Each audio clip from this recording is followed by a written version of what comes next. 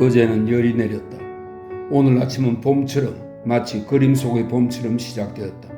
나는 오랫동안 읽지 못했던 좋아하는 시인의 책이 있는 국립도서관에 가보려고 한다. 그리고 아마도 나중에는 천천히 공원을 산책할 수도 있을 거다. 실제로 물이 들어있는 큰 연못 위로 바람이 불고 아이들이 놀러와서 빨간 돛을 단 배를 띄우고는 구경하겠지. 오늘은 그런 일이 있으리라고는 생각하지 않고 아주 당연하고 쉬운 일인 것처럼 용기를 내어 집을 나섰다. 그런데 무언가 나를 종이처럼 집어들어 구겨서 던지버리는 일이 벌어졌다. 전대미문의 사건이 일어났다. 생미셸 거리는 텅 비어있어 널찍했으며 약간 비탈이 져서 걸어 내려가기가 쉬웠다.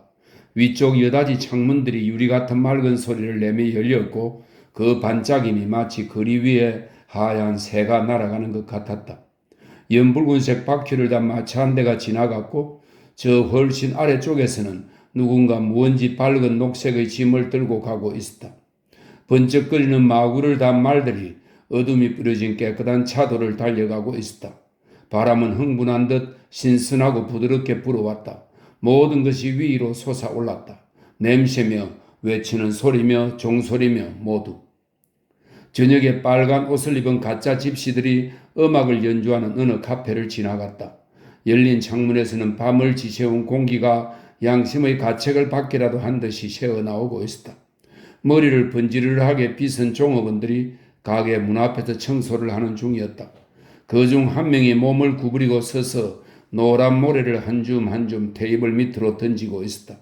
그때 지나가는 어떤 사람이 그를 쿡 찌르고는 거리 아래쪽을 가리켰다. 그 종업원은 얼굴이 아주 벌겋게 되어 잠깐 그쪽을 뚜레져라 바라보더니 수염이 없는 뺨에 웃음이 마치 뿌려진 듯 퍼져나갔다. 그는 다른 종업원들 모두를 불러내기 위해 손짓을 하고는 자신도 무엇 하나 빼놓지 않고 보기 위해서 몇 번이나 재빨리 웃는 얼굴을 이리저리 돌렸다. 이제 모두들 모여서서 아래쪽을 보거나 찾고 있었는데 웃음거리가 무엇인지 아직 찾지 못한 이들은 약이 올라 있었다. 나는 조금 불안해지기 시작했다. 어쩐지 거리의 건너편 쪽으로 가고 싶었다. 하지만 나는 좀 더 빨리 걸을 뿐이었고 내 앞에 있는 두 서너 사람을 무심코 살펴보았지만 별 특별한 것을 찾지는 못했다. 그런데 심부름꾼 아이 한 명이 푸른색 앞치마를 걸치고 어깨에는 손잡이가 달린 빈 바구니를 메고 누군가의 뒷모습을 쳐다보고 있는 것을 보았다. 그는 실컷 보고는 그 자리에 선 채로 집들이 있는 쪽으로 몸을 돌리고는 웃고 있는 다른 저문을 향해 이마 앞에서 누구나 다 알고 있는 손짓, 그 특유의 손 흔드는 동작을 해 보였다. 그리고는 까만 눈동자를 깜빡이며 만족한 듯 몸을 흔들거리면서 내게로 다가왔다. 눈앞이 트이자 무언가 이상스러운 색다른 모습이 눈에 띄기를 기대했다. 그러나 짧은 연한 블론드색 머리에 부드러운 검정색 모자를 쓰고 짙은색 외투를 걸친 키가 훌쩍 크고 마른 남자가 내 앞을 지나갔을 뿐 아무도 없었다. 이 남자의 옷이나 행동에서 무언가 우스꽝스러운 점이라고는 없음을 확인했다. 그래서 그 남자에게서 눈을 돌리고 길 저 아래쪽을 보려고 했다. 그 순간 그는 무언가에 걸려 넘어질 뻔했다. 그의 뒤에 바짝 붙어 따라가며 주의를 기울여 관찰했으나 그가 넘어질 뻔한 거리에는 아무것도, 정말 아무것도 없었다. 그 남자와 나 둘은 계속 걸어갔다. 둘 사이의 간격은 계속 그대로 유지되었다. 이제 그늘목이 나타났다. 그때 앞에 가던 남자가 고르지 않은 두 다리로 아이들이 가다가 즐거우면 가끔씩 껑충거리거나 뜀박질을 하는 것처럼 보도의 계단을 펄쩍 뛰어내려갔다. 건너편 보도를 오를 때에는 가랑이를 길게 벌린 채 뛰어 올라갔다. 그는 다리 하나를 약간 끌어당겨 다른 쪽 다리로 높이 뛰고 또다시 한 번 뛰고는 계속해서 뛰었다. 이런 갑작스러운 뜀박질은 무언가 과일의 씨나 미끄러운 껍데기 같은 작은 것이 발 밑에 있다고 가정할 때 비틀거리는 것으로 생각하기가 십상인 동작이었다. 그런데 이상한 것은 그 남자 스스로 어떤 장애물이 있다고 믿는 것 같았다. 매번 걸을 때마다 누구에게나 볼 수 있는 그런 화가 난 것 같기도 하고 아니면 잔뜩 신경질이 난 것 같기도 한 눈초리로 귀찮다는 듯 그 자리를 둘러보았기 때문이다. 다시 거리의 다른 쪽으로 가라고 경고하는 소리가 내 마음속에서 들려왔지만 그 말을 따르지 않고 계속해서 그의 다리에 온통 주의를 기울이며 그 남자의 뒤를 따라갔다. 솔직히 말해서 약 20보 정도 그 뜀박질이 중지되자 이상하게도 마음이 가벼워졌다. 그러나 눈을 들어 올리는 순간 그 남자에게 어떤 다른 귀찮은 일이 생겼다는 것을 알았다. 외투 깃이 세워져 올라가 있어서 그것을 바로 잡으려고 한 손으로 혹은 양손으로 애를 쓰고 있었으나 깃이 바로 되지가 않았다. 이런 일이 일어났지만 그런 행동이 나를 불안하게 하지는 않았다. 그러나 다음 순간에 이 남자가 손을 바쁘게 움직이는데 두 가지 동작을 동시에 하고 있음을 깨닫고 끝없이 놀랐다. 한편으로는 눈에 띄지 않게 빨리 깃을 높이 세웠고 다른 한편으로는 끊임없이 깃을 내리려 하는 주도 면밀한 동작. 말하자면 지나칠 정도로 하나하나 꼼꼼히 깃을 내리는 동작을 했기 때문이다. 이렇게 지켜보다 보니까 정신이 아주 혼란스러웠다. 조금 전까지만 해도 두 다리로 절뚝거렸는데 이제 그와 똑같은 놀라운 두 박자의 뜀박질이 그 남자의 목에 높이 세워진 외투 깃과 신경질적으로 움직이는 손 뒤에서 일어났다는 것을 이분이 지나서야 알게 되었다. 이 뜀박질이 몸속에서 빙빙 돌아다니다가 몸의 여기저기에서 밖으로 뛰쳐나오려고 시도하는 것으로 여겨졌다. 사람들 앞에서 그가 갖는 두려움이 이해되었다. 그래서 나는 지나가는 사람들이 무언가를 눈치채는 것이 아닌가 하고 조심스럽게 살펴보기 시작했다. 갑자기 그의 두 다리가 경련하는 듯 약간 뛰어오르는 것을 보고 등골이 오싹해졌다. 그러나 그것을 본 사람은 아무도 없었다. 누군가가 주의 깊게 보게 될 경우에는 나도 약간 걸려 넘어지는 척하려고 생각해 보았다. 우리를 이상하게 바라보는 사람들에게는 거리에 눈에 띄지 않는 작은 장애물이 있어서 우연히도 우리 둘 다 그것을 밟았다고 믿게 할 수 있는 구실이 될 수 있기 때문이다. 내가 그를 도와줄 길을 궁리하고 있을 동안 그는 스스로 기막히게 새로운 방법을 찾아내었다. 그가 지팡이를 갖고 있었다고 말하는 것을 잊었구나. 그러니까 짙은 생나무로 된 평범한 지팡이였는데 손잡이가 둥글게 구부러져 있었다. 그 남자는 불안스레 찾다가 무언가를 생각해낸 것이다. 그래, 우선 지팡이를 한 손으로, 둘째 손은 무엇을 위해 필요한지 알 수 없지만 한 손으로 등에, 바로 척추 위에 가루로 눌러대기 위해 갖다 대고 둥근 손잡이의 끝을 외투 깃 속으로 밀어넣었다. 그래서 그 지팡이와 목뼈와 첫 번째 척추 뒤에서 딱딱하게 몸을 받쳐주는 것처럼 느꼈다. 멈추는 듯 했다.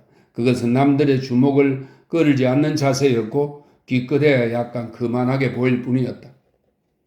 예기치 않은 봄날이 이런 자세를 이해하게 해주었다. 아무도 돌아볼 생각을 하지 않았다. 일은 순조롭게 기가 막히게 잘 되어갔다. 다음 횡단보도에서 두 번 뜀박질을 했다. 가볍게 두 번 뜀박질을 했기 때문에 전혀 남의 눈에 띄지는 않았다. 한 번은 정말 눈에 띄는 뜀박질이었지만 기술적으로 잘 해냈다. 마침 도로에 물을 뿌리기 위한 호스가 가로놓여 있었다. 조금 더 염려할 필요가 없었다. 그래, 아직은 모든 것이 잘 되어 나갔다. 가끔씩 다른 쪽 손으로도 지팡이를 잡고 그것을 더 꽉 눌러대어 위험이 곧 다시 지나가 버리곤 했다. 그런데도 불안이 커져갔고 그에 맞서 나는 아무것도 할 수가 없었다. 그가 가면서 아무렇지도 않게 그저 산만하게 보이려고 무진장에 쓰는 가운데 그의 몸속에서는 끔찍한 경련이 쌓이고 있다는 것을 알았다. 그 남자의 경련이 자라고 또 자라고 있음을 느끼면서 내 마음 속에서도 그에 따르는 불안이 자리 잡았다.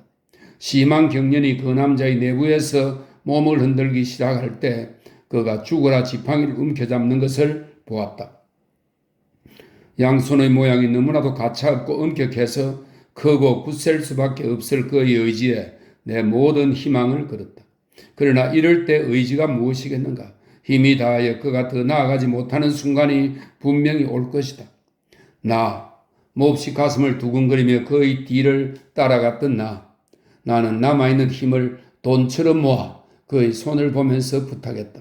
필요하다면 나의 작은 의지나마 가져가 주기를. 그가 그것을 받아들였다고 믿는다.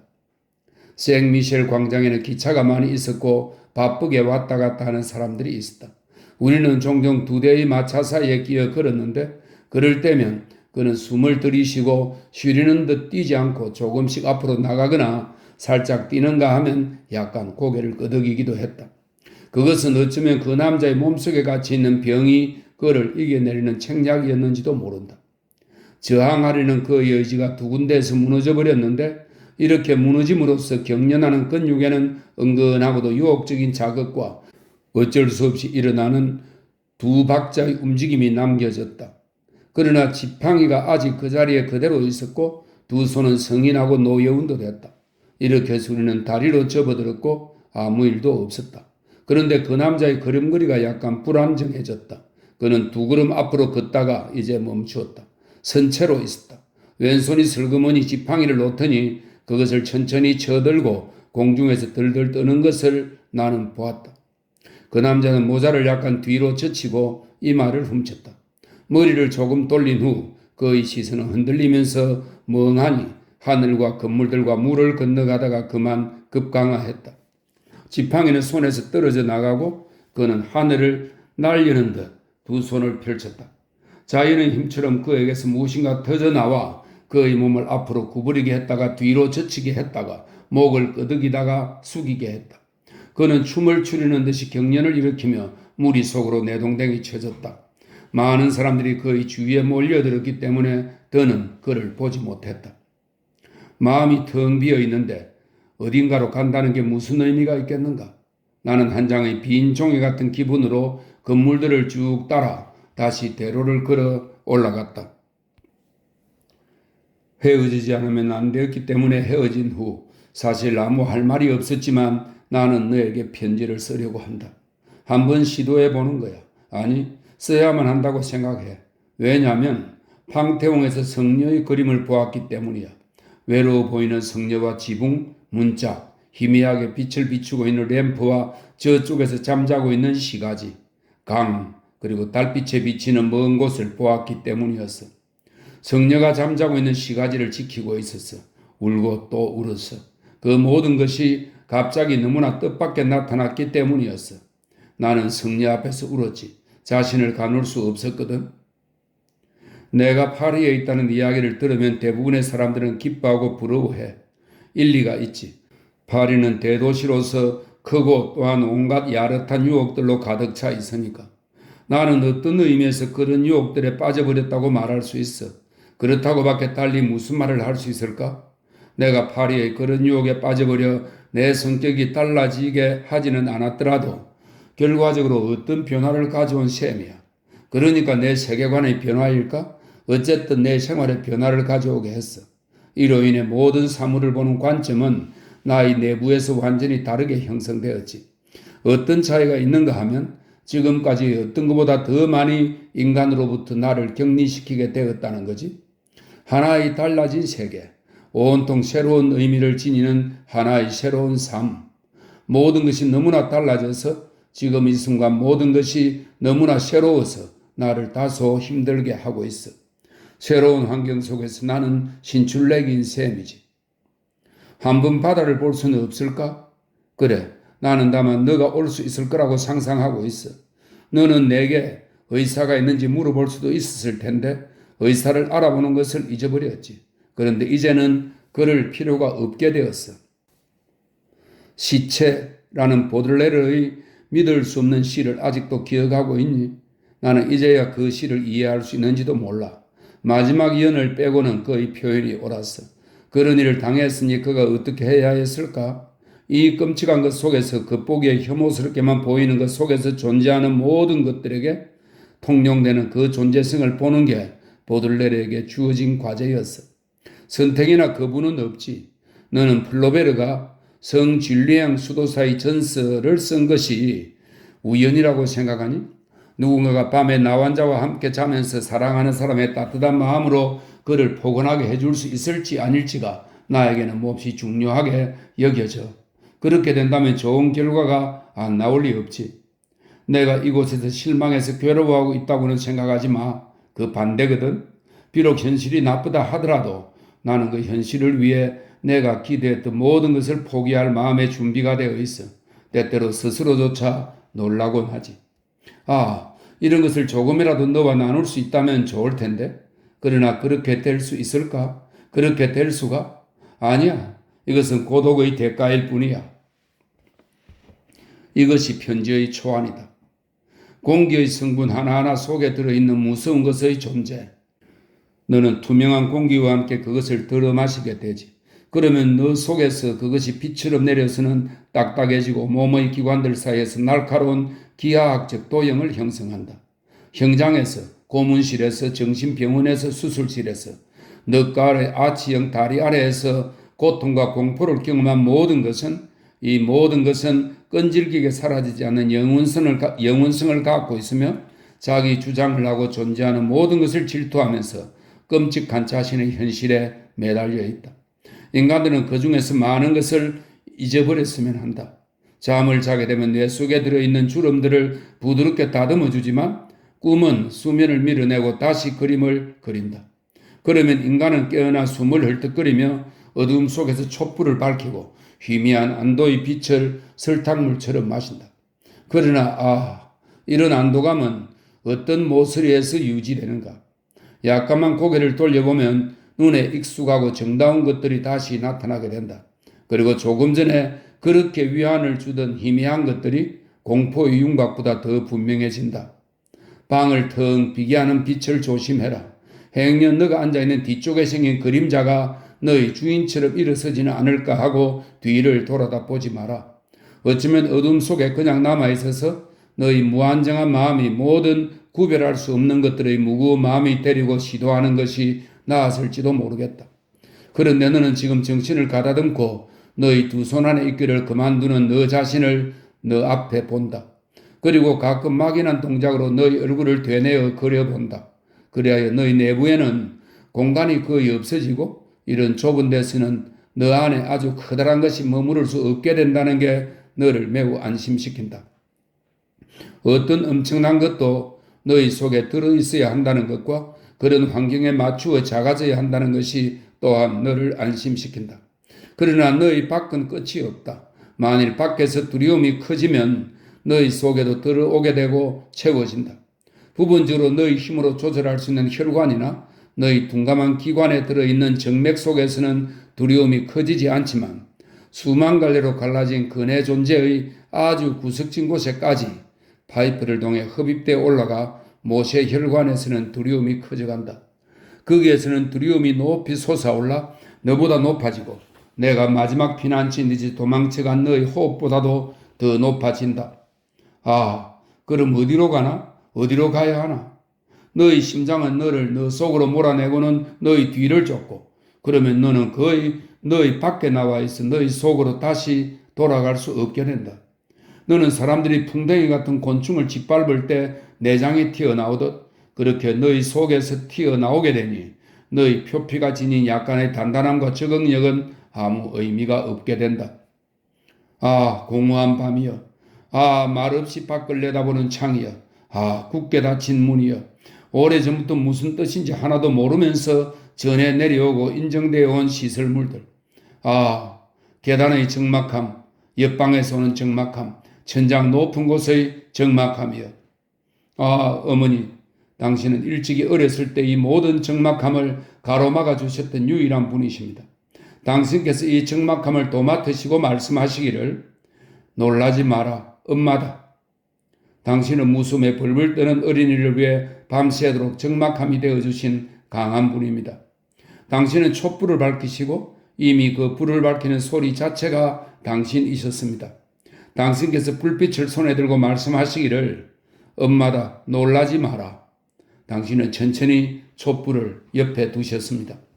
어머니께서 불빛이라는 것, 아무런 숨겨진 뜻 없이 단순하고 한결같이 잘 놓여있는 눈에 익은 정다운 물건을 비추는 불빛이라는 것은 의심할 필요가 없었습니다.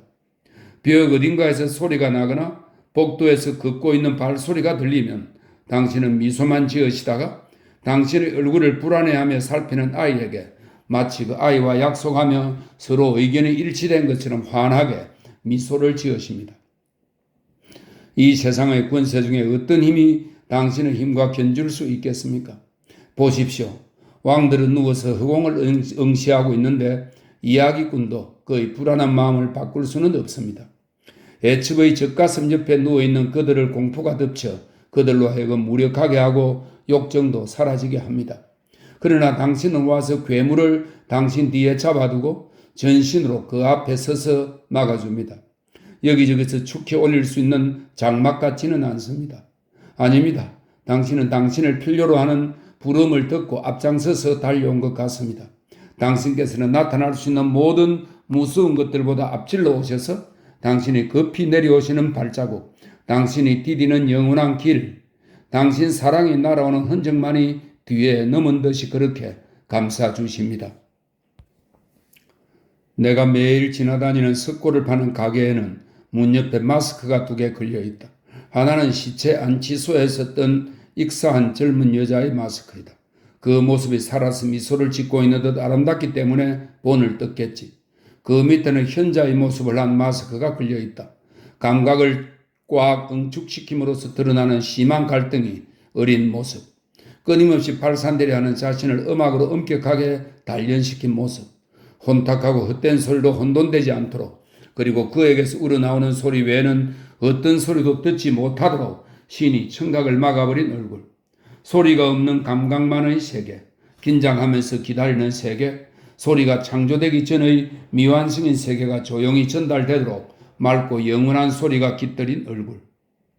세계를 완성하시는 분, 비가 되어 땅 위에 또 강에 무심코 우연히 떨어져 내려 눈에 띄지 않게 자연의 법칙을 절거히 따르다가 다시 그 모든 것으로부터 일어나서 떠올라 하늘의 구름을 만드는 것처럼 우리들 속에 침전된 것은 당신을 통해 상승하여 세계를 음악으로 뒤덮습니다. 당신의 음악, 그것은 우리들 주변에 머무를 음악이 아니라 세계의 주변에 있어야 할 것을 당신의 음악을 위해 사람들은 이집트의 테베 지역에다가 큰 피아노를 한 대 갖다 놓았어야 할 것을, 천사가 왕들과 창부들과 은자들이 잠든 사막지대를 지나 당신을 외로운 분의 악기가 있는 곳으로 모시고 갔으면 좋았을 것을, 그러면 천사는 당신이 연주하는 것을 두려워하여 높이 날아 올라가 버렸을 텐데, 그리하여 당신은 흘러넘치는 분이 되었으리라.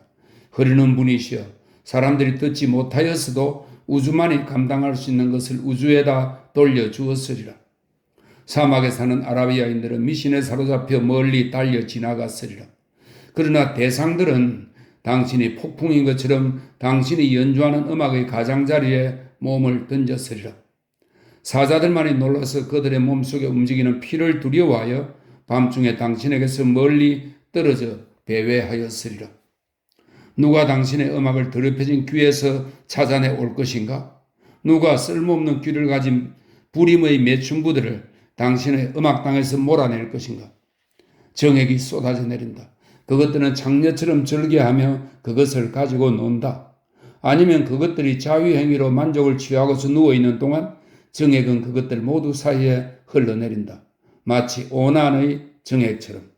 이 오난은 구약 창세기에 나오는 아브라함의 후손으로 유다의 둘째 아들입니다. 첫째 아들이 죽자 오난이 아버지 유다의 명령으로 형 대신 후손을 남기기 위해 형수와 혼인을 합니다. 하지만 자식을 낳아도 형의 자식이 될 것을 생각하여 땅에다 사정을 했는데 이로 인해 하나님의 벌을 받아 죽임을 당한다 하는 설명입니다. 하지만 신이여, 순결한 귀를 가진 정숙한 청년이 당신의 음악을 들으면서 누워있다면 그는 지대한 복에 겨워 죽거나 그가 무한한 것을 출산할 때 그의 잉태한 뇌는 큰 음향이 넘치는 탄생으로 파멸하지 않을 수 없으리라.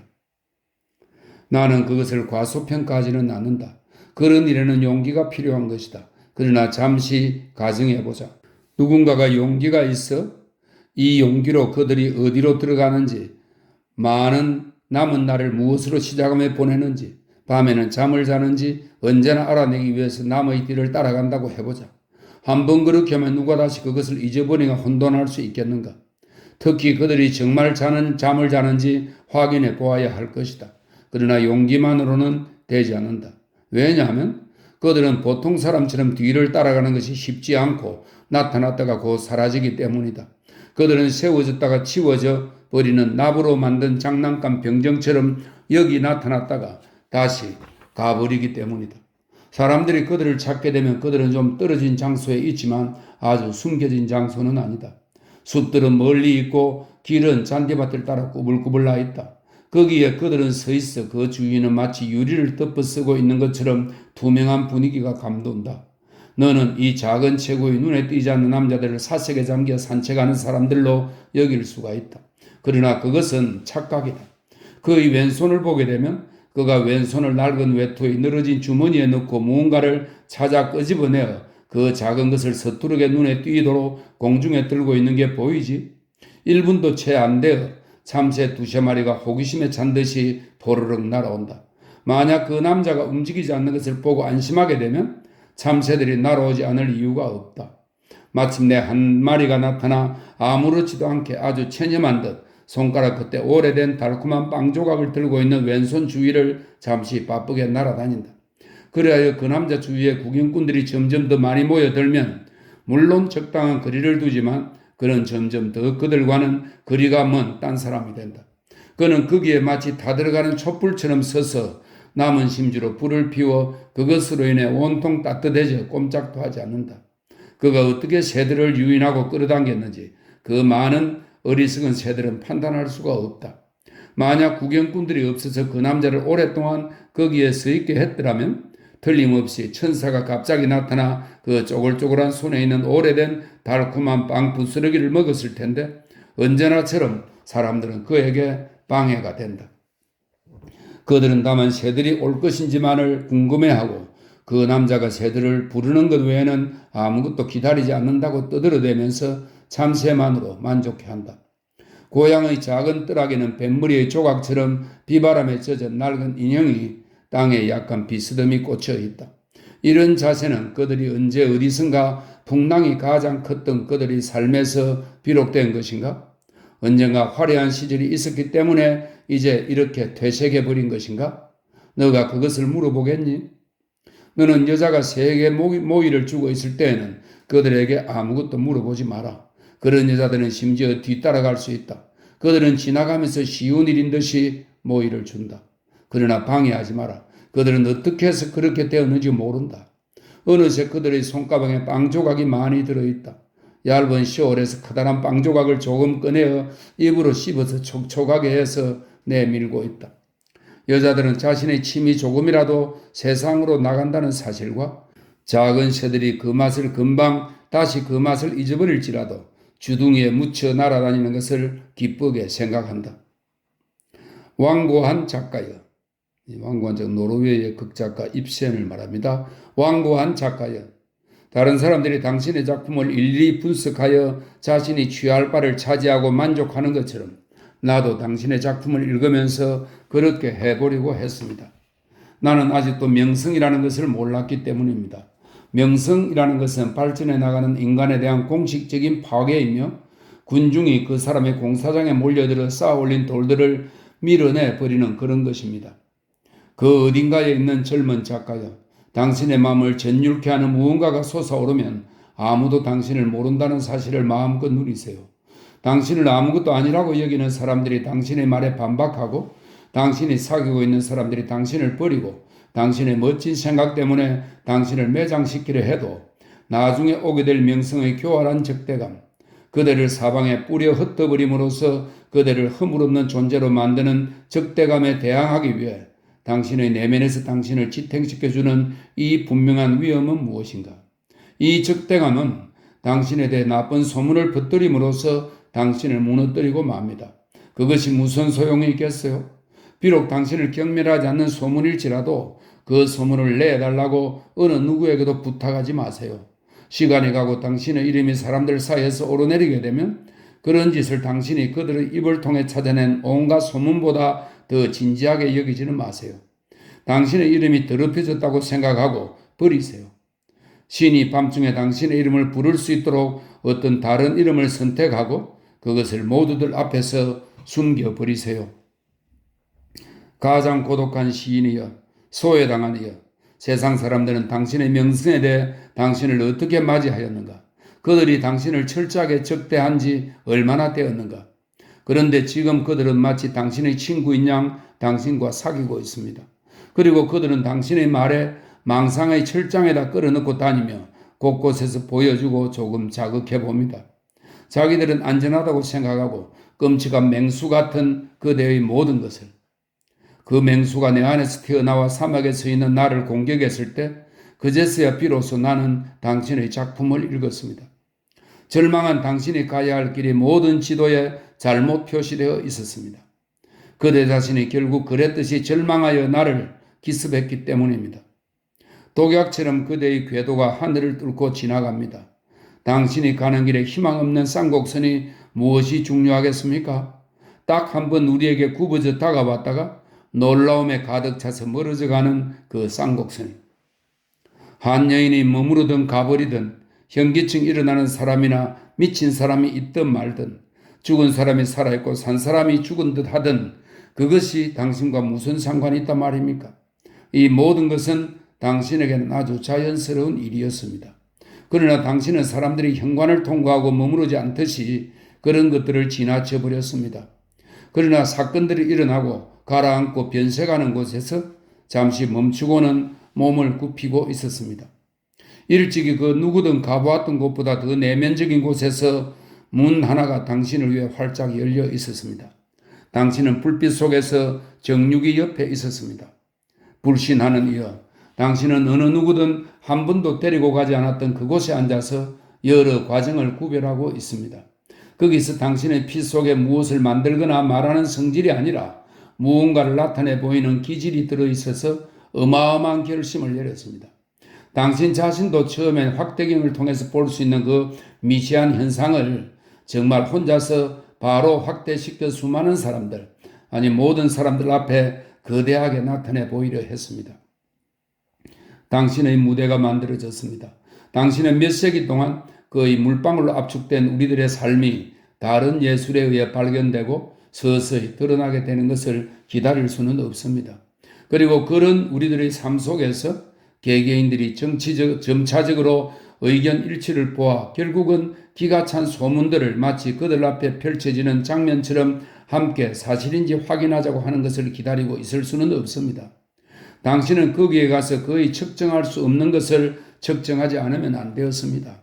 당신은 감정의 각도계가 반눈금 정도 올라가는 것과 아주 가까이에서 읽어야 하는 거의 조금도 구속받지 않는 의지의 기울어진 각도, 한 방울의 동경 속에서 약간의 침전물과 믿을만한 원자 속에서 일어나는 눈에 보이지 않는 색깔의 변화 등의 것을 철저하게 관찰하여 마음속에 간직해 두어야 했습니다. 왜냐하면 우리들의 삶이 그런 과정 속에 있었기 때문입니다. 우리들의 삶은 우리에게로 미끄러져 내면 깊숙한 곳으로 들어와 거의 측정할 수 없기 때문입니다. 무언가를 나타내 보이려는 기질을 가진 당신은 영원히 비극적인 시인이었습니다. 당신은 이 모생아 같은 미시한 현상들을 단번에 가장 확고한 몸짓으로 가장 존재가 뚜렷한 사물로 바꾸어 놓지 않으면 안 되었습니다. 그러면 당신은 비할 데 없는 맹렬한 작업에 임했고 보이는 형상들 가운데 마음의 눈을 통해 본 것에 상응하는 것을 찾느라 더욱 초조해지고 회의에 차게 됩니다. 토끼 한 마리, 다락방, 누군가가 왔다 갔다 하는 커다란 방, 옆방에서 들리는 유리 깨지는 소리, 창문 앞에 화재와 태양이 선택되었습니다. 교회와 그런 교회를 연상시키는 바위가 늘어선 협곡이 나타났습니다. 그러나 그것으로 충분하지 않아서 마침내 탑과 산맥이 삽입되었습니다. 파악할 수 없는 세계를 표현하기 위해서 구체적으로 파악할 수 있는 물건으로 쫙 늘어놓은 무대가 풍경을 덮어버리는 눈사태에 의해 파묻혀 버렸습니다. 그러면 당신은 더 어떻게 할 수가 없습니다. 당신이 잡아당긴 양쪽 줄의 끝은 재빨리 제자리로 돌아가 버렸습니다. 당신의 엄청난 힘은 유연한 지팡이로부터 달아나 버렸고 당신의 작업은 허사가 되었습니다. 달리 누가 이해하겠는가? 당신이 결국은 원래의 기질대로 집요하게 창으로부터 떠나려 하지 않았던 일을 당신은 창밖에 지나가는 사람들을 살펴보려고 했습니다. 사람들이 언젠가 무언가를 시작하려고 마음만 먹는다면 그들로부터 무언가를 만들어 볼 수가 없을까 하는 생각이 떠올랐기 때문입니다.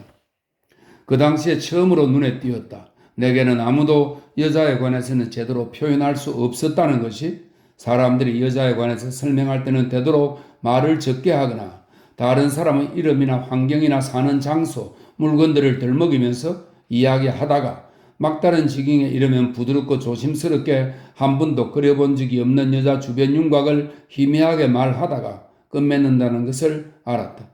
그러면 나는 그 여자가 어떤 사람이지 하고 물었다. 그들은 금발이었어. 거의 너와 비슷하지 라고 말하면서 그 밖에 알고 있는 다른 것들을 열거했다. 그러나 그것으로 인하여 그 여자는 또다시 완전히 불투명한 모습이 되어버려 더 이상 아무것도 상상할 수가 없었다. 사실 여자의 모습이 보이는 것은 어릴 적 어머니를 자꾸 졸라서 들려달라고 했던 이야기를 들을 때뿐이었다. 그때 어머니는 개와 함께 있는 장면을 설명하실 때마다 눈을 감으시고 아주 조용한, 그러면서도 환한 표정을 지으면서 두 손으로 얼굴을 꼭 감싸곤 하셨다. 두 손은 차갑게 관자놀이에 닿아 있었다. 어머니는 말태야, 나는 그것을 보았단다 라고 힘을 주어 말씀하셨다. 나는 그것을 보았단 말이다. 내가 이 말씀을 어머니에게 들은 것은 이미 여러 해 전이었다. 어머니는 아무도 만나보고 싶어 하지 않으셨고 여행 중에도 촘촘하고 자그마한 은으로 된 채를 들고 다니면서 어떤 음료수라도 걸러서 마시던 때였다. 딱딱한 음식은 드시지 않고 겨우 비스킷이나 빵을 드셨으며 혼자 계실 때에는 어린아이가 빵 부스러기를 먹는 것처럼 하나씩 부수어 드시곤 하셨다. 그 당시 어머니는 바늘을 너무나도 무서워하셨는데 다른 사람들에게는 변명을 하셨다. 나는 아무것도 소화시키지를 못해요. 하지만 걱정 마시고 드세요. 나는 지금 기분이 아주 좋거든요. 그러다가 불현듯 나에게 몸을 돌리고 억지로 미소를 지으면서 말씀하셨다. 말태야, 온 천지에 바늘이 놓여 있어. 그리고 바늘이 얼마나 쉽게 떨어지는가를 생각하면 어머니는 제법 농담조로 말씀하셨지만 잘못 꽂힌 바늘이 언제 어디에서 떨어질지 모른다는 두려운 생각으로 벌벌 떨었다. 그러나 어머니가 인계보르크에 대해 말씀하실 때에는 아무런 불안을 느끼지 않았으며 몸 걱정도 하지 않을 정도였다. 그럴 때면 더욱 크게 말씀하셨고 인계보르크의 웃음을 생각하면서 웃으셨다. 인계보르크가 얼마나 아름다웠는지 알아야만 한다고 말씀하셨다. 그 애는 우리 모두를 기쁘게 해주었어 라고 하시면서 말태야, 너희 아버지께서도 정말로 즐거워하셨어. 그런데 그 애가 약간 아픈 것 같았는데 의사로부터 죽을 것 같다는 이야기를 들었을 때 우리는 모두 모른 척하고 그 사실을 숨겨버렸던 거야? 인케보르크는 어느 날 침대에서 일어나더니 무언가가 어떻게 들리는지 들어버리는 사람처럼 중얼거렸단다? 그렇게 조심하실 필요가 없어요. 모두 다 아는 사실인데요. 걱정 마세요. 이렇게 돼서 좋아요. 나는 더 살 수가 없어요. 생각해봐라. 우리 모두를 기쁘게 해주던 그녀가 더 살 수 없다고 하니 말이다. 말태야, 너가 크게 되면 언젠가 그것을 이해할 수 있을까? 나중에 생각해 보렴. 그런 일을 이해하는 누군가가 있다는 것이 정말 좋은 일이라는 생각이 떠오를지 모르니까. 어머니는 혼자 계실 때에는 그런 일에 몰두하셨다. 만년의 어머니는 늘 혼자 계셨다. 말태야, 나는 정말 이해를 못하겠어 라고 말씀하시면서 어머니는 특유의 대담한 미소를 띄었다. 그 누구도 보기를 바라지 않는 미소를 띄는 것 그 자체가 목적일 뿐인 그런 미소였다. 그것을 알아내려고 하는 사람이 하나도 없다니 내가 남자라면, 그래 남자라면 나는 제대로 순수에 따라 처음부터 그것에 대해 생각해 볼 텐데 말이야. 어쨌든 시작은 있어야 되니까 그 출발점을 찾아내기만 하면 언젠가 무언가가 들어 있을 수 있을 테니까. 아, 말태야, 우리 모두는 그렇게 없어지게 되겠지. 나는 우리 모두가 뿔뿔이 흩어져 살면서 각자 자기 일에 몰두하고 있어서 설령 우리가 없어진다 해도 거기에 제대로 관심을 기울이지 못한다는 생각이 드는구나. 유성이 떨어져도 그것을 보거나 소원을 비는 사람이 없는 것처럼 말이다. 말태야, 너는 소원을 비는 것을 잊지 마라. 소원을 비는 것을 포기해서는 안 돼. 이루어지는 것은 없더라도 소원을 품고 있어야 해. 평생 동안 소원을 계속 품다 보니 그것이 이루어지길 기대할 수 없는 그런 소원도 있어. 어머니는 인케보르크의 작은 책상을 어머니 방에다 가져다 놓으셨다. 나는 그 책상 앞에 어머니가 계시는 것을 종종 보았다. 왜냐하면 아무 허락을 받지 않고도 그냥 그녀의 방에 들어갈 수 있었기 때문이었다. 내 발소리는 카펫에 완전히 가라앉아서 들리지 않았다. 어머니는 내가 오는 것을 느끼고 한 손을 들어 그 손의 반대쪽에 있는 내 어깨 너머로 내밀었다. 어머니의 손은 무게를 느끼지 못할 정도로 아주 가벼웠다. 그리고 어머니는 저녁에 잠들기 전에 내게 주었던 상아로 된 십자가상 같은 그런 감촉으로 입맞추어 주었다. 뚜껑이 열려있는 나지막한 책상 가까이 앉아있는 어머니는 마치 피아노 옆에 앉아있는 것 같았다. 이 안에 햇빛이 가득 들어있어 라고 말씀하셨다. 그런데 그 안에는 낡고 노란 레그 칠이 되어 있고 그 위에 꽃이 그려져 있다. 하나는 빨간 꽃이고 하나는 파란 꽃이며 이 두 꽃을 갈라놓는 짙은 보랏빛 꽃이 그 사이에 나란히 놓여 있어 이상하게도 밝아 보였다. 이 꽃들의 색깔과 수평으로 가느다란 등굴들이 초록빛이 사실 투명하지는 않으나 바탕이 빛을 발하는 만큼 그 자체에 짙은 빛이 감돌았다. 이런 느낌은 드러나지 않고 그 안에서 서로 관계가 있는 색조들이 맺는 이상하리만치 부드러운 관계에서 비롯된 것이다. 어머니는 텅 비어있는 작은 서랍들을 빼내어 보셨다. 아, 장미구나 하고 말씀하시고는 희미한 향기가 나는 서랍 안으로 몸을 약간 구부렸다. 어머니는 늘 아무도 몰랐던 어느 비밀 서랍 안에서 뜻밖의 무언가를 발견할 수 있을 거라고 생각하셨다. 언젠가 그것이 튀어나올 거야. 그럼 너는 봐야 해 하고 불안해하시며 심각하게 말씀하시고는 급하게 서랍을 모두 빼내 보셨다. 서랍 안에 들어있었던 서류와 편지들을 어머니는 조심스럽게 모았다가 읽지도 않고 넣어두셨다. 말태야, 아마 나는 그 내용들을 이해할 수 없을 거야. 틀림없이 모두 어려울 거야. 어머니는 모든 것이 어머니에게 너무 복잡하다고 확신하고 계셨다. 인생에는 초보자를 위한 학급은 없고 언제나 마찬가지로 처리해야 할 지극히 힘든 일이 있을 뿐이란다. 사람들은 어머니가 웰렉으로 스케일 백작 부인이었던 여동생이 불에 타 죽은 이후부터 그렇게 되셨다고 했다. 그 여동생은 무도회에 가기 전에 촛불이 있는 거울 앞에서 머리에 있는 꽃을 다른 곳에 꽂으려다가 불에 타 죽었다. 그러나 만년의 어머니에게는 잉케보르크가 가장 이해할 수 없는 존재였던 것 같다. 그래서 나는 어머니를 졸라서 어머니가 이야기해 주신 대로 그녀에 관한 얘기를 적어보려고 한다.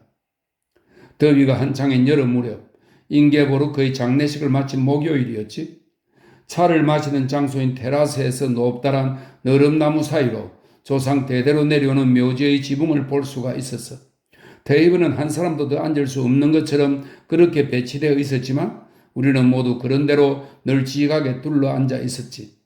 각자 책을 가져오거나 일할 것을 바구니에 담아가지고 왔기 때문에 오히려 약간 비좁은 편이었지. 아벨로네, 어머니의 막내 여동생입니다.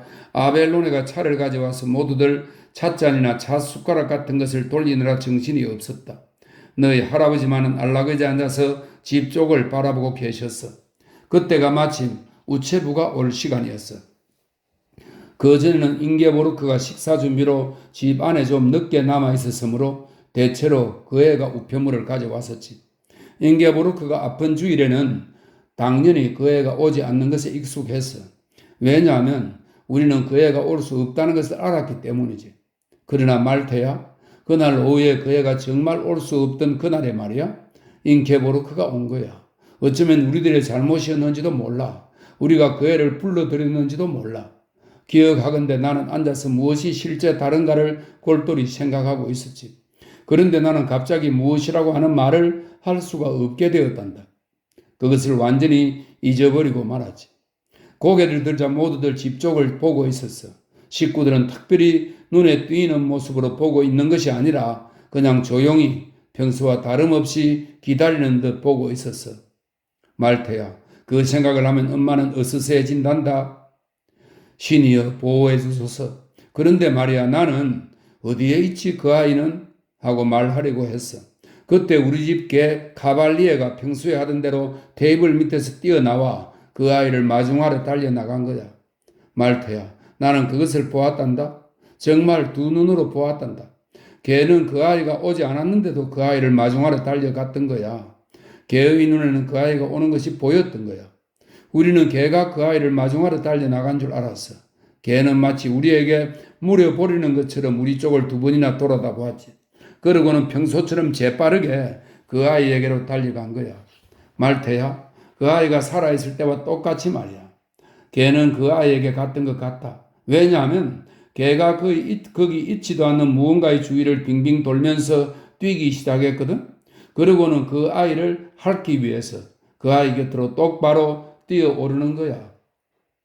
우리는 개가 즐거워서 낑낑대는 소리를 들었어.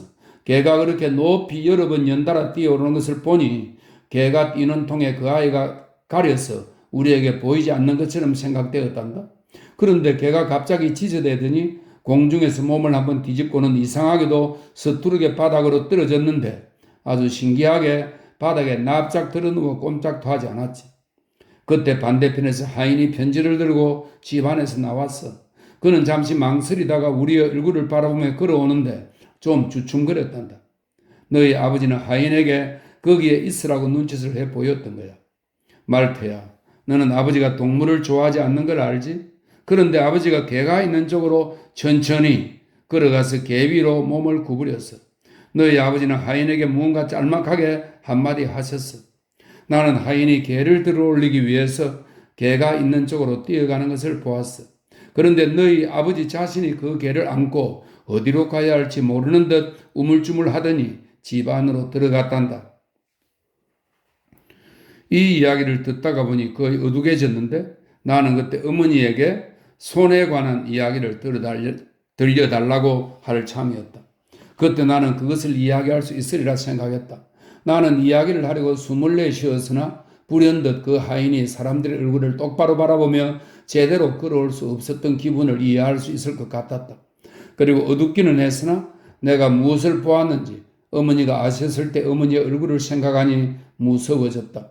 나는 아무것도 바라는 것이 없는 것처럼 보이기 위해 다시 한번 재빨리 숨을 들이마셨다. 몇 년 후에 오르네 클로스터의 화랑에서 기이한 밤을 보낸 후 나는 어린 에리크에게 손에 관한 이상한 이야기를 털어놓으려고 며칠간 그와 함께 지낸 일이 있었다. 그러나 그 애는 나로부터 그런 이야기를 들은 밤 이후로는 다시 나를 아주 본체만 채했고 나를 피해 다녔다. 나는 그 아이가 나를 경멸했을 거라는 생각이 든다. 바로 그렇게 느꼈기 때문에 나는 에리크에게 그 손에 대해서 이야기해 주고 싶었다. 내가 실제 경험한 것을 그 애가 이야기할 수 있게 설명해 주면 그 애가 생각을 고치리라 상상해 보았다. 그러나 에리크는 아주 교묘하게 나를 피했으므로 그런 기회를 가지지 못했다. 그러자 우리는 곧 정말 떠나왔다. 이렇게 해서 나는 내 머나먼 어린 시절 어느 사건을 이야기하게 되는 것이 놀랍게도 처음이다. 결국은 그것도 나 자신에게 이야기하는 셈이지만 그때 나는 얼마나 작았는지 그림을 그리면서 책상에 편안히 닿기 위해서 팔걸이 의자에 무릎을 꿇고 앉아있던 것을 보니 알 수 있겠다. 틀림없이 겨울 저녁 무렵 도시에 있는 집에서 있었던 일이다. 내 방에는 창과 창 사이에 책상이 있었다. 방에서 쓰이는 램프는 없고 여 가정교사의 책과 내 도화지를 비추는 램프가 책상에 있었다. 그녀는 내 옆에서 약간 뒤로 물러나 앉아서 책을 읽고 있었다. 그녀가 책을 읽을 때에는 마음이 멀리 다른 데에 가 있는 것 같았다. 그녀가 책을 읽고 있었는지 모르겠다. 그녀는 책을 오랜 시간 읽고 있었지만 좀처럼 책장을 넘기지 않았다. 그래서 나는 책 속에는 들어있지 않지만 그녀가 필요로 하는 단어들을 거기에다 보태어서 책을 들여다보고 있는 듯이 여겨져 책의 쪽수가 불어나는 것 같은 인상을 받았다. 나는 그림을 그리면서 그런 생각을 했다.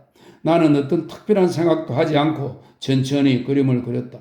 무엇을 그려야 할지 떠오르지 않을 때에는 오른쪽으로 머리를 약간 갸우뚱하면서 지금껏 그린 그림을 모두 보았다. 그렇게 하면 무엇이 그림에 빠져 있는지 가장 빨리 머리에 떠올랐다. 싸움터에 말을 타고 나간 장교가 아니면 한창 싸우고 있는 장면을 그렸다. 이런 그림은 모든 것을 덮어버리는 연기만 그려넣으면 되니까 훨씬 쉬웠다. 어머니는 내가 섬을 그렸다고 늘 주장하신다. 큰 나무들과 성이 하나, 계단이 하나, 그리고 가장자리에는 물에 비치는 꽃들이 있는 섬을 그렸다고 하신다. 그러나 나는 어머니가 그런 것을 생각해 내셨거나 아니면 나중에 그렇게 했으리라고 믿는다.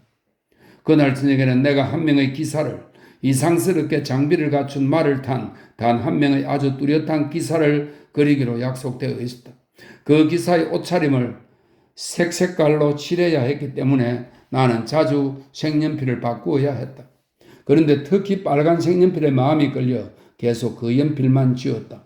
그러다가 다시 그것이 필요해졌을 때였다. 그 빨간 색연필이 불빛을 받은 도화지 위를 가로질러 가장자리로 구르더니 그것을 막기도 전에 나를 지나쳐서 밑으로 떨어져 내려 사라져버렸다. 나는 빨간색이 정말로 꼭 필요해서 이제 연필의 뒤를 따라 기어 내려가야 하는 것은 정말 약이 올랐다. 원래 나는 서투른 사람이라 내려가기 위해 많은 준비가 필요했다. 다리가 너무 긴 것처럼 느껴져 내 몸 밑에서 끌어낼 수가 없었다. 너무 오랫동안 무릎을 꿇고 있었기 때문에 사지는 무감각해져 버려 어디까지가 내 몸이고 어디까지가 의자인지 몰랐다. 마침내 나는 책상 밑으로 내려왔지만 약간 머리가 혼란스러웠다. 나는 책상 밑에서 벽 있는 데까지 깔린 털 카펫 위에 있었다. 그런데 거기에서 또 새로운 어려운 일이 나타났다. 지금 그 밝은 책상 위의 공간에 익숙해져 하얀 도화지 위의 색깔들에 쏙 도취되어 있던 내 눈이 책상 밑에서는 어떤 작은 것도 분간할 수가 없었다. 내게는 마치 검은 것으로 막아놓은 듯 느껴져 거기에 부딪힐까봐 불안해졌다. 나는 내 감각을 믿고 무릎을 꿇고 왼손으로는 몸을 지탱하고 다른 손으로는 털이 길게 난 카펫을 빗질하듯이 더듬어 나갔다.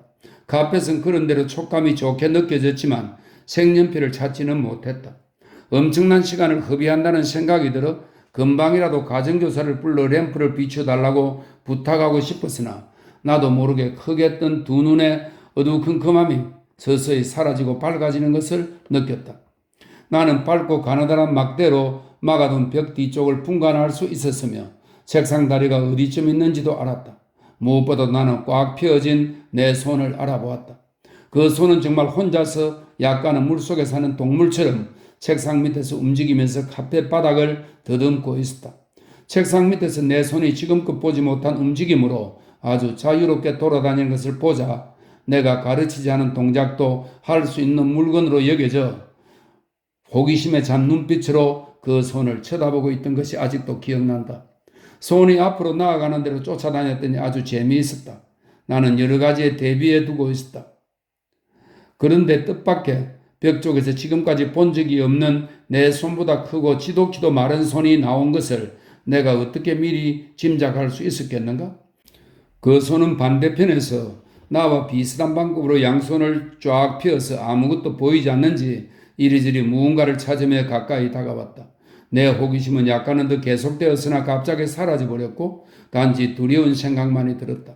나는 두 손 중 하나는 내 손인데 그것이 만회할 수 없는 무언가에 관련되었다는 것을 느꼈다. 나는 무언가를 계속 찾고 있는 다른 손에서 눈을 떼지 않으면서 힘을 다해 내 손을 붙잡아 납작하게 누르면서 천천히 몸쪽으로 끌어들였다. 나는 그 손이 찾는 일을 그만두지는 않을 거라고 믿었다. 어떻게 내가 위로 올라왔는지 말을 할 수가 없었다. 무숨에 질린 나는 팔걸이 의자에 아주 쑥 들어가 앉아서 이빨을 딱딱거리고 있었다. 얼굴에는 핏기가 거의 없어지고 내 눈 속에는 푸른 기운이 아예 없어진 것 같았다. 선생님하고 부르고 싶었으나 그렇게 할 수도 없었다. 그러나 그때 선생님 자신도 스스로 놀라서 읽던 책을 던지고 의자 옆에 무릎을 꿇고 앉아 내 이름을 불러댔다. 그저가 나를 흔들었던 것으로 기억된다. 그러나 내 의식은 뚜렷했고 그 일을 이야기하려고 몇 번 침을 들이삼켰다. 그러나 어떻게 말을 해야 할 것인가? 나는 몹시도 진지했으나 누군가가 알아듣도록 표현할 수는 없었다. 이런 일에 맞는 표현들이 있다 하더라도 적합한 단어를 찾기에는 너무 어렵다. 불현듯 내 나이를 넘어선 단어들로는 표현될 수도 있다는 두려움이 나를 엄습하여 그 말을 해야 한다는 사실이 무엇보다도 더 나를 두렵게 한 것 같았다. 책상 밑에서 일어난 일을 다시 한번 처음부터 다르게 바꾸어서 경험하는 것, 그것을 인정할 힘이 내게는 없었다. 그 당시 내가 혼자서 계속 전전긍긍해야 할 무언가가 내 삶 안으로, 바로 나의 삶 안으로 들어오는 것을 느꼈다고 주장한다면 사람들은 당연히 망상이라고 할 것이다. 나는 칸살이 붙은 내 작은 침대에 누워서 잠을 이루지 못하고 막연히 인생은 이런 것일 거라고 어쩐지 막연하게 앞을 내다보는 나 자신을 보았다. 인생은 어느 한 사람을 위해 생각된 말로서 표현할 수 없는 순전히 특별한 일들로 가득 채워지는 그런 것이라고 상상했다. 그러자 서서히 내 마음속에 슬퍼지면서 묵직한 자부심이 분명히 솟아올랐다. 어떻게 내면적인 경험들과 말 못할 경험들로 가득 채워진 인생을 엮어 나가야 할지 상상해 보았다. 그러자 어른들에 대해 열렬한 연민의 정이 생기거나 그들에 대해 탐복했다. 나는 내가 어른들에 대해 탐복하고 있다는 것을 말하려고 마음먹었기에 다음 교회 선생님에게 그것을 말하리라 생각했다. 그렇게 해서 나에게는 이런 병들 중 하나가 생겨났다. 위에서 이야기한 손 때문에 겪은 일은 내가 처음으로 겪은 일이 아니고 그전에도 여러 일을 겪었음을 나에게 맞게 하려는 병이었다. 열이 내 몸속에 파고들어 아주 깊숙한 곳에서 내가 의식하지 못했던 체험들, 장면들, 여러 가지 사실들을 덜추어냈다. 나는 이런 것들에 파묻힌 채 누워서 이 모든 것들을 다시 내 몸속으로 질서정연하게 순서대로 쌓아 넣으라고 명령이 떨어지는 그 순간을 기다리고 있었다. 나는 시도했다. 그러나 손밑의 무언가가 부풀어 오르고 저항을 하고 있어 너무 많아져 버렸다. 그러니까 화가 치밀어 올라 몽땅 한 무더기로 만들어서 내 안으로 집어 던져놓고는 꾹 누르고 있었다.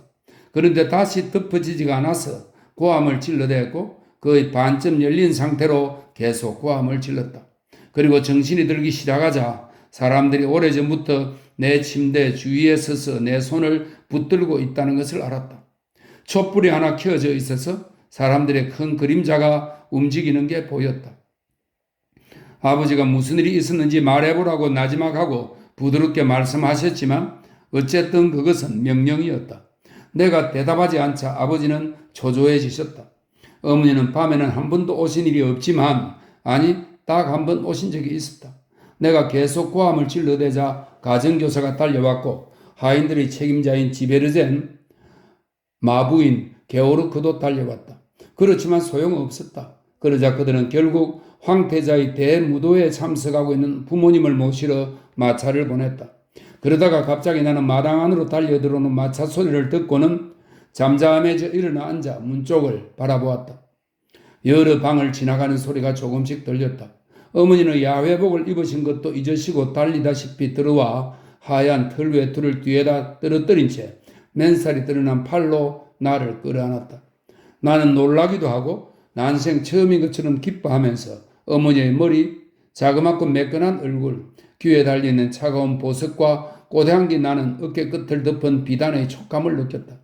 어머니와 나는 그렇게 껴안고 있다가 나지막에 울면서 입맞춤을 했다. 그러다가 아버지가 계신 것을 깨닫고는 어머니와 나는 떨어져야 한다고 느꼈다. 나는 어머니가 열이 높아요 라고 주저하는 듯 말씀하시는 것을 들었다. 아버지가 내 손을 잡고 맥박을 짚어보셨다. 아버지는 폭이 넓고 물결 무늬를 넣은 푸른 천에 코끼리가 들어있는 멋진 띠를 두른 수석 수렵관 제복을 입고 계셨다. 아버지는 우리를 부르러 보내다니 무슨 쓸데없는 짓이야?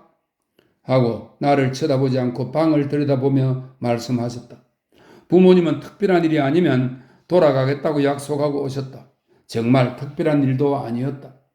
나는 침대 위에서 어머니가 두고 간 무도의 카드와 하얀 동백꽃을 보았는데 지금까지 한 번도 본 적이 없는 것이었다.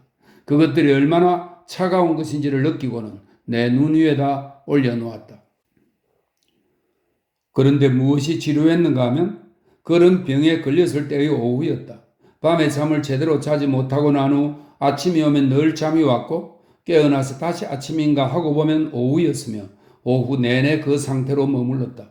정리정돈된 침대에 누워있으면 어쩐지 뼈 마디마디가 조금씩 자라나는 것 같아서 아주 지쳐버려 아무것도 상상할 수가 없었다. 사과를 갈아서 졸인 맛이 오랫동안 입에 남아있어 그 맛을 무의식 중에 어떤 다른 것으로 바꾸고 그 신맛을 생각하는 대신에 자기 몸속으로 흘러 들어가게 하는 것이 최대한 할 수 있는 일이었다. 나중에 몸이 다시 회복되어 쿠션을 차례로 쌓아놓고 거기에 앉아서 병사 모양을 한 인형들을 가지고 놀았다. 그러나 비스듬한 침대용 테이블 위에서는 그 인형들이 금방 넘어져 버렸고 하나가 넘어지면 언제나 나머지도 쭉 줄지어 넘어졌다. 처음부터 다시 세우려고 했으나 역시 아직 그럴 수가 없었다. 갑자기 힘이 들어서 몽땅 빨리 치워달라고 부탁했다. 아무것도 없는 침대 위에서 약간 떨어져서 다시 두 손만을 보는 게 기분 좋았다. 어머니는 오셔서 30분간 동화를 읽어주셨는데 동화 때문에 오시지는 않았다. 어머니와 나는 동화를 좋아하지 않는다는 점에 있어서는 일치했기 때문이다. 우리는 놀라운 일에 대해서는 남다른 생각을 갖고 있었다. 우리는 모든 것이 자연스러운 일들이 될 때 그것이 가장 놀라운 일이라고 생각하고 있었다. 우리 둘은 공중을 날아보고 싶다고 생각하지 않았으며 요정들에 대해서는 실망하였고 무언가 다른 것으로 변하는 것에 대해서도 그저 가벼운 즐거움 정도로 느꼈다. 그러나 우리 둘은 무언가를 하고 있는 것처럼 보이기 위해서 동화를 약간은 읽었다. 그것은 누군가가 방에 들어왔을 때 우리가 무엇을 했는지 설명하는 것이 싫어서였다. 특히 아버지에 대해서 우리는 지나칠 정도로 명료하게 설명했다. 그러나 방해받지 않는다는 확신이 서고 바깥이 어두워지면 어머니와 나는 지난 추억들을 얘기했다. 우리 둘에게 먼 옛일 같은 함께 겪은 추억들에 대해 이야기를 나누면서 미소를 지을 수 있었다. 왜냐하면 우리 둘은 그런 이야기를 하면 커진다는 느낌이 들었기 때문이었다. 어느 땐가 어머니는 내가 사내 아이가 아니고 계집애였으면 하고 바란 적이 있었다고 말씀하셨다. 나는 어떻게 하든 어머니의 그런 마음을 알아차리고 가끔씩 오후에 어머니의 방문을 두드릴 생각이 들었다. 어머니가 거기 누구냐 하고 물으시면 나는 밖에서 소피예요 하고 대답하는 게 즐거웠다. 나의 작은 목소리를 계집애처럼 아주 부드럽게 내느라 모간이 간지러웠다. 그때 나는 집에서 계집애들이 입는 짧은 옷을 입고 소매를 아주 어깨 쪽으로 걸어 올리고 있었다. 어머니의 방에 들어가면 나는 그냥 어머니의 어린 소피가 되었다. 소피는 집안일을 하는 계집애로서 장난꾸러기 말태가 들어오면 말태와 혼동되지 않도록 어머니가 머리를 따주셨다. 어머니는 말태가 방 안에 들어오는 것을 결코 바라지 않으셨다. 말태가 떠나 있는 것이 어머니나 소피에게 편안했고 어머니와 소피는 대개 말태의 엉터리 짓거리를 늘어놓고 흉을 보는 것이었다. 그러면 어머니는 정말 말태는 하고 한숨을 내쉬었다. 그래서 소피는 일반적으로 사내 아이들의 장난이나 엉터리 행동들을 엄청나게 많이 알고 있는 것처럼 수없이 짓거렸다. 어머니는 갑자기 그런 추억을 떠올리면서 소피가 어떻게 되었는지 알고 싶구나 하고 말씀하셨다. 그것에 관해 말태는 물론 아무 대답도 할 수 없었다.